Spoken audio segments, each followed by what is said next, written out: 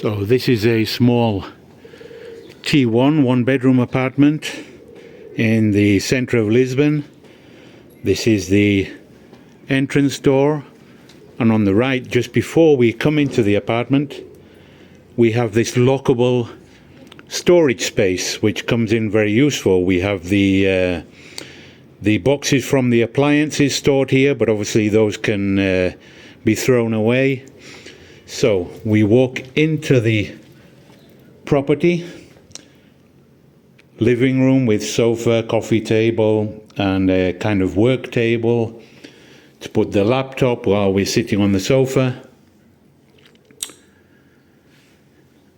And the kitchen, the empty space in the middle is to install the oven, which is arriving very soon. It will be installed soon. And here we have the TV and an expandable dinner table with chairs if necessary. On this side we have the bathroom, nice big spacious stand-up shower unit, WC, wash basin and mirror. It has a heated towel rack and some storage space here. Here we have the washing machine and the water heater, and we're going to also have very soon, next week, a small dishwasher. There's some storage space here behind this sliding door.